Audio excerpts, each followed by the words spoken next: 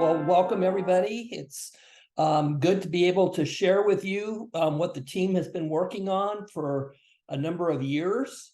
We have purposely not shared a lot of this information before because we didn't want to piecemeal it out. We wanted everybody to get the same information at the same time, and then have an opportunity for us to listen to your comments and suggestions.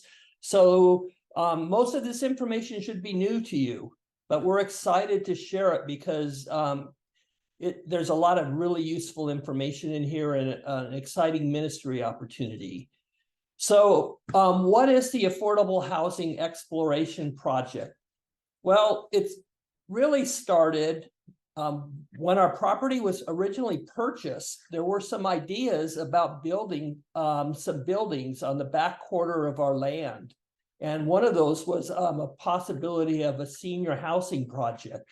And if you look at some of our early drawings, you'll actually see buildings back there. But then that idea kind of went dormant for a while, and Jim and Melinda brought it up again as a possibility for using our unused land to some of the church leaders. But then in November of 2019, the church started a strategic planning initiative, and the idea of using our excess land for an affordable housing project actually started as one of the initiatives from that strategic planning process in November of 2019. And an outgrowth of that was the start of an exploration team, which initially included Pastor Jane, Patty, Melinda, and soon thereafter Willie, who the first three were part of the Way Forward project, and so they naturally continued on to the affordable housing team. And then Willie joined soon thereafter. And about a year after that, Bill and myself, who are trustees, we were added to the project because it became clear that there were a lot of questions related to the use of land and use of buildings that really overlapped with the responsibility of the trustees. And so Bill and I joined and started participating about 2.5 years ago. What is affordable housing? This can get really confusing, and but affordable housing is housing which includes rent and utilities that costs no more than 30% of your monthly household income. So affordable to somebody who is on minimum wage is different than affordable to somebody who has $1 million coming in. So affordable is a concept of as a percentage of your monthly income. And most affordable housing developments are built for families and individuals who have 60% or less of the area median income. What that means is that they take all of they do a statistical calculation of the incomes for our geographic area, which is the county of Riverside, and they say, okay, let's draw a line at 60%, and how much money for income do the people make at the 60 percentile mark.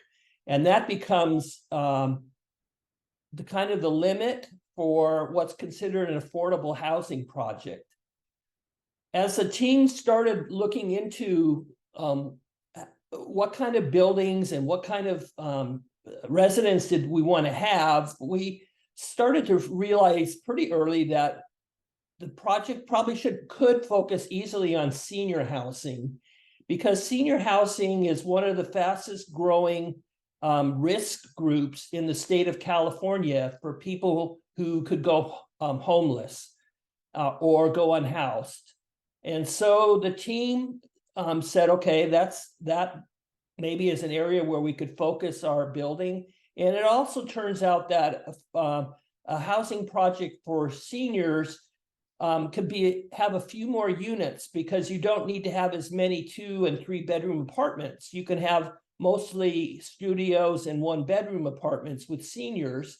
So you could actually get more units built in the same amount of space with seniors. And it just seemed like a good fit for our community and for our congregation. So we just have recommended that we go forward with a senior housing project. Not that there isn't a need for family affordable housing and other veterans and other groups, but this was where we felt called to. The exact mix of the incomes of the people that would eventually live there will be determined later in our consultation with the developer. And the developer is the one who will work with us to finance. They will finance the project. They will come to the church with proposals for how the buildings and the land should be allocated. They'll figure out the percentage of income, what range of income should be in the housing project. So the developer has most of the say with our input on how the exact mix of incomes will be. But it is, just to clarify, it is not a homeless shelter. This is an affordable housing project. Some of these people may have very little income other than grants or other government income, but it will be people that have income to be able to afford their apartment or their unit. So it won't be people that are that would be a better fit for a homeless shelter. There we go. So can our excess land be used for an affordable housing project? Well, the team realized pretty early that this whole affordable housing arena is pretty complicated. And so very early, we decided to consult with a financial consultant who works with a LaSar development to help us figure out how many units we would have to have in order to make a financially viable project. And then we decided to go ahead with hire a consulting architectural firm called CGA. And CGA looked at our unused land and said, well, this is how we see an affordable housing project fitting into the land that you have available without it overtaking the whole property that we own or that we have to use. So that we used a consulting firm called CGA just to help us figure out, is it feasible to put a senior housing project on the land that we have available, and how could that fit onto our land? And in addition to those outside experts, we work closely with the trustees to look at our land use. We work with other ministries. Paul led a team that looked at, okay, what kind of buildings and what kind of space do we have to have in order to continue to do our ministries into the future? So there was a project team that actually studied how do our buildings support, our existing buildings support the ministry of the church going forward, and what do we need to consider as far as buildings and space going forward for future ministry. So that was insight leadership within the church who also provided a lot of input to the team. But the result of that was yes. The bottom line was both the financial consultant said yes, it is, but looks like it could be financially feasible for a developer to have a complex of about 60 to 75 units. And the architectural firm looked at all of the considerations for setbacks and zoning and green space and elevators and parking and all of that stuff, and figured out, yes, the land is actually large enough to be able to support a complex of about 72 senior units. And that would be a mixture of studio and one bedrooms. The exact mix will have to be determined by the developer, and at least one multi-bedroom unit for an on-site building manager. So it is possible. And why would we want to do this? Well, it provide much needed affordable housing to seniors in our community, people that could become homeless or are already borderline homeless. It could turn unproductive land that we have, which right now we spend a lot of effort on keeping it clean and keeping people from camping on our unused land. So it takes a lot of effort just to take care of the whole lot that we own. And we will be able to, when we sign an agreement with the developer, our expectation and what we've been told by the consultants is that we should expect to recoup all or part of our development costs to date. And we spent $40,000 for the consultants that we've used to date. We have another $37,000 that we will need to spend to get to the signing of a contract with a developer. And then there's another $41,000, which will be used to manage the project and work with the developer as our representatives for the church. Our expectation is that money will come back to the church because we believe there's very likely good financial benefits to the church from leasing our land. The land will not be sold, the land will be leased. And we've been told that we need to try to get the fair market value of that land. And some of the money might come right up front. Some of the money might be paid out over the terms of the lease. The exact details of how that money would flow back to the church would have to be negotiated with the developer. But the expectation is our initial fair market values of just a smaller portion of our property yielded an estimate of an $825,000 fair market value. So it could range anywhere from $800,000 to $1.2 million or more for the fair market value of the land that we would use. And we would expect to get that back and reimburse us for the costs that we have to pay to complete the project. So we call this God's view of our property. And this is just a picture. And I don't know if I can get the pointer to work. Do you see a green arrow? Nope.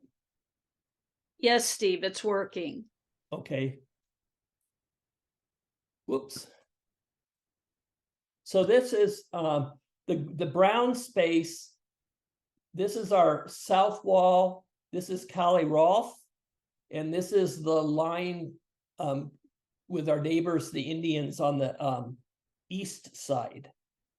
And this is the garage and some buildings that we lease out to allow us to put in 3 cell towers.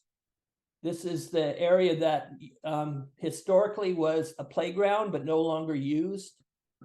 This is the garden area. This is a big patio slab of cement. And this is the Walker Smith building. And then this is unused space to the other side of Walker Smith. And this is, we just wanted to throw in some pictures of dirt. And this is some of our most popular dirt. This is dirt that we have on Cali Rolfe. Dirt looking south and dirt looking north. So we got back from the architectural firm a potential setback and a potential massing study of where a building could go. And this funny structure right here is just the outline of where a multi-story housing unit could be placed on a piece of property inside of that dotted line. And so that dotted line is the space that we would lease to the development company.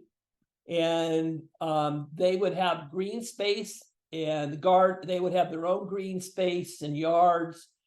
We asked them to plan for parking, even though parking is not a requirement of a senior housing project. We asked them to include about 70% parking spaces.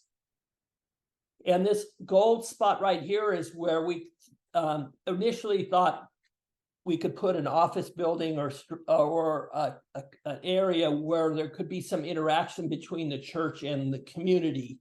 Would be in this area here. There seemed like a natural flow area between the church and the community that would be built. But the exact layout of that building and everything else will be the responsibility of the developer to work with their architects and come back with proposals to us to review. And then this is the concept drawing of a building that would fit in that block that we looked at. But just realize that this building right now, it honestly looks like a prison. It won't look like this. It will have more architectural features on it, and it'll be much more aesthetically pleasing. The purpose of this study was just to see, could we fit a building into the space that we have available? But it does give you an idea of what we kind of initially thought of, starting with a one story here so that it wouldn't completely block our view to the mountains from the maybe a new revised garden area, so we could still see the mountains from that. And then stepping up the 2 stories and 3 stories along the south wall. Just so you're aware of it, our lot is sloped, and the part that is here next to the sanctuary is quite significantly higher than the property on the end of the property line. So it may be a 3-story building, but it probably will not have the aesthetic feeling of that being so large because of the fact that the property slopes down to that end of the to our property line. Other things to consider is we did look at other CALP building projects within the CALP-PAC region and other affordable housing projects. And if you're looking at what affordable housing could look like, a good example of that is the Veterans affordable housing project on Landau and Cathedral City. And if you drive by that, you can see that it is very appealing. It's a nice place to look, and it looks appropriate for that neighborhood. And it doesn't look like it's a prison cell. It looks like a place that you and I would want to live in. So we have looked at a lot of other projects, and they can be very nice and very appropriate for the neighborhood that we live in. Our neighborhood really consists of a lot of different types of structures. And if you look at our lot, we have single family homes up here. We have some single story condos here. These are all 2-story condos on the south side of our property. And then this is the Indian land, and the post office sits here on the south part of that. And over here we have a 2-story apartment building, and over here catty corner to our lot is actually a 3-story apartment building. So it is apparent that a building of 2 or 3 stories is fitting into our neighborhood. It is not something that is out of the ordinary. So what kind of accommodations would we need to consider when if we were to build a 72-unit senior housing project?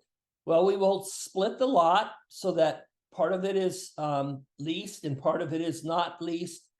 There may or may not need to be zoning changes based on the lot. We may give up 5 to 10 parking spaces that sit down next to the garage. But we've determined that there's adequate parking in our west parking lot that goes unused for our services, and that's much closer than the parking spaces next to the garage. We recognize that we need to reimagine and redesign the green and open space. Maybe that involves a more aesthetically pleasing patio area that includes maybe some shade and some trees.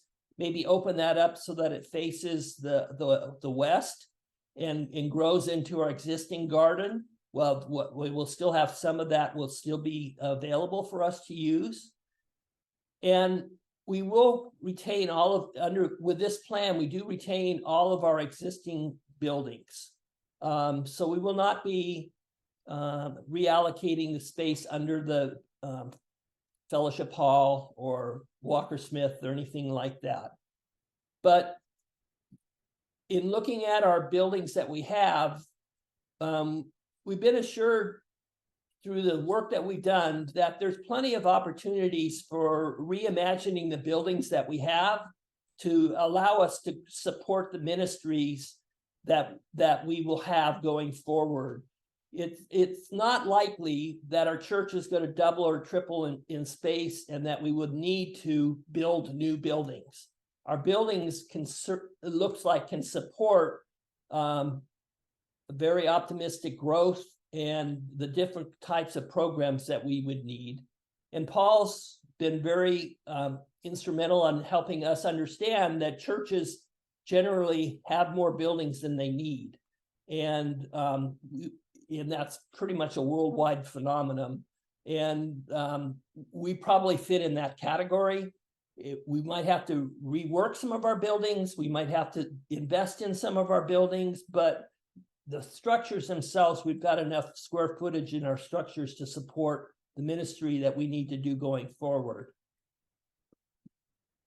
What will the next steps be? We're going to continue to get feedback from the listening posts. There will be a congregation meeting that will be on November 19th. And that meeting will allow everybody to vote on whether they want us to move to the next step. And the next step is us working with our consultants from LaSar to develop an RFP, a request for proposal. And that proposal would then be used to identify and start negotiating with a group of potential developers. So the church will give us permission to spend an additional $37,000 to go forward and come up with an RFP and complete the ranking of the potential developers. But once we have a recommendation of who we think could complete the project, we will come back to the church and have a formal charge conference. And a charge conference is an official meeting of the church members. And the charge conference would ultimately be the ones who would authorize the project and authorize the trustees to sign the contracts and move forward with the project.